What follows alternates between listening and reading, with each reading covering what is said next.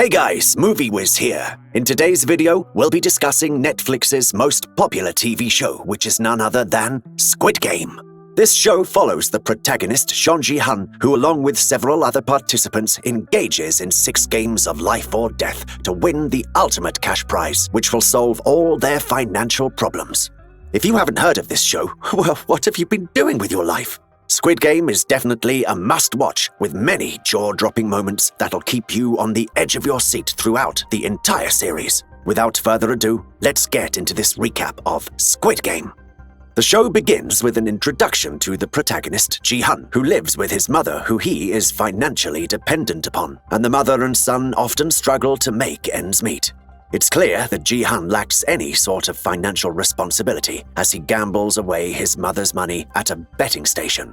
His financial troubles are never-ending as he is pursued by loan sharks who resort to violent measures to get their money. Although Gi-hun has the best intentions, he also struggles to provide for his daughter, who is soon relocating to the United States with her stepfather and mother. Later on, Gi-hun is approached by a mysterious man who offers to pay him 100,000 won if he wins a game of dakji. To his surprise, Gi-hun is successful and receives his hard-earned cash. The mysterious man then gives him a business card and encourages him to play more games, insisting that this is the key to solving his financial problems.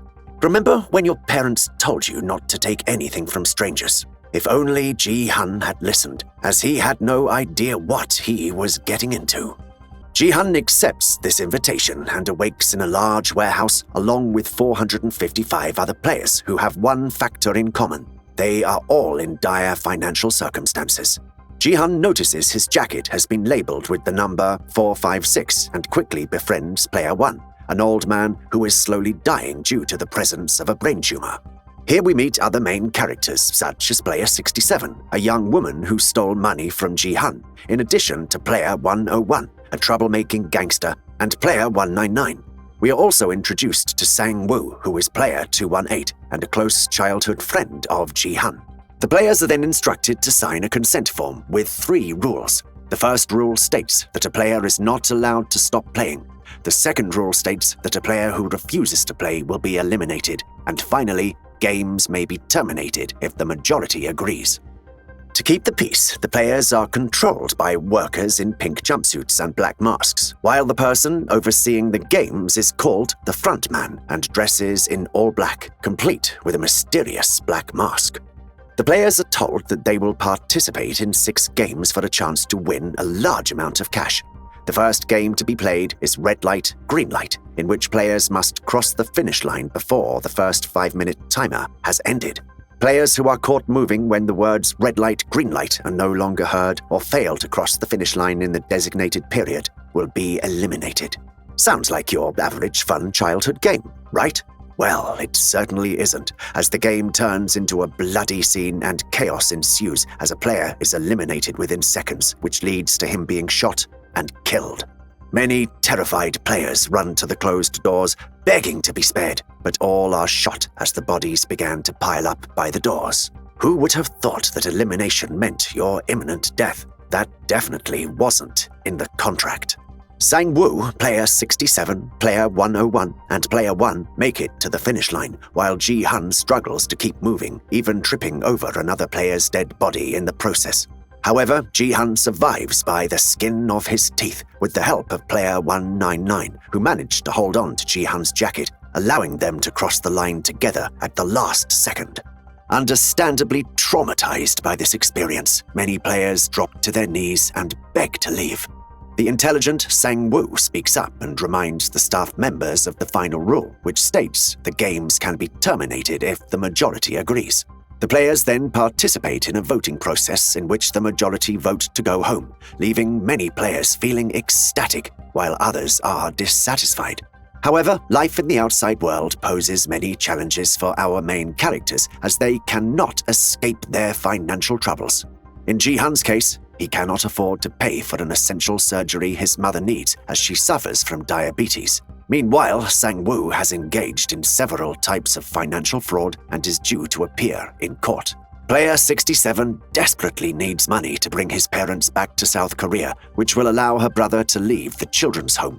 We also discover that the gangster, Deok-soo, is suffering from several gambling debts, while player 199, a migrant from Pakistan, is mistreated by his scamming boss and forcefully takes his salary to provide for his family. Gi-hun goes to the police station and informs the officers about the deadly game he just witnessed, but no one believes him. However, he attracts the attention of Jun-ho, another police officer, whose brother has been missing and received the same business card that Gi-hun did. Realizing that they have no other options, our main characters, including the old man, return to compete in the games. On the hunt for answers, Jun-ho sneaks into the warehouse, which we see is located on an unknown island, and disguises himself as one of the workers. Meanwhile, a smart Gi-hun becomes the spokesperson for the phrase, "Teamwork makes the dream work," and teams up with Sang-woo, Player 1, and Player 199. For the second game, the players are instructed to choose from 4 shapes: a circle, triangle, umbrella, and a star, which are embedded in honeycomb. The objective of this game is to trace the assigned shape from the honeycomb without breaking it. Sang-woo recognizes this game but chooses not to tell anyone, even when he sees Gi-hun pick the most difficult shape, which is an umbrella. However, Gi-hun uses his smarts to lick the honeycomb until the umbrella is successfully revealed. All of our main characters survive this challenge, in addition to a woman who cheats and helps Deok-soo in this game by giving him a lighter, which allows him to successfully complete the game. There are other factors at play in these extreme survival games, as we see player 111, who is a former doctor, team up with staff members to harvest organs and sell them on the black market. In return, the doctor is given clues as to what the next game will be. To add some tension to the games, the staff members provide less food for the players, which leads to Deok-soo killing another player in a fit of rage, which results in a substantial increase of the prize money. To gain more money, a selfish Deok-soo and his loyal followers incite a riot and kill multiple players when the lights go out. This scene is something you would see in the film The Hunger Games, with many players being mercilessly killed. During the riot, Gi-hun protects player 67, while player 199 and Sang-woo fight with all they have and live to see another day. In an attempt to get to know one another, the players divulge their real names. As such, we learn that player 199 is Ali, and player 067 is Kang Se-byok. However, the old man doesn't remember his name due to the brain tumor. In preparation for the third game, the players are told that they will need to form groups of 10, and Sang-woo insists that they need strong members on their team. Gi-hun's team look to recruit other members, in which Se-byok invites player 240, another woman, to be on their team. With all the players in groups of 10, they are informed that they will be playing Tug of War. Deok-soo and his followers are the first to play and completely obliterate the other team, who fall to their death, their bodies hitting the floor as blood splatters everywhere. Gi-hun's team is next and are competing against a team of all men, showing that their chances of success are very slim. However, thanks to a strategy created by the old man and Sang-woo's quick thinking, Gi-hun and his teammates win the tug-of-war game as the opposing team once again fall to their deaths. That night, anticipating that another riot may occur, Gi-hun and his team barricade themselves behind their beds and take turns watching at night. But fortunately, Deok-soo and his gang do not attack. We later see that the doctor, player 111, and everyone else involved in the harvesting of organs is killed, as the frontman says that in the games, everyone should be equal. Meanwhile, Jun-ho continues his search and finds documents which show that his brother was the winner of the games in 2015 and proceeds to take pictures of the evidence. At this point, things are becoming more difficult for Jun-ho, as the frontman has told every staff member to find him immediately. For the next game, the players are told that they'll be playing in groups of 2. Here, Sang-woo teams up with Ali, Gi-hun teams up with the old man, and Se-byok partners with player 240, whom she recruited for the tug-of-war. In a shocking turn of events, the players are told that they will be competing against each other in a game of marbles. The goal in this game is to capture all 10 of your opponent's marbles. Throughout the game, Gi-hun uses the presence of the brain tumor to his advantage and tricks the old man several times. Gi-hun is successful, which leads to the old man being shot and killed off-screen. Before his death, the old man reveals his name to be Il-nam. leaving Gi-hun distraught, having witnessed the death of a close friend.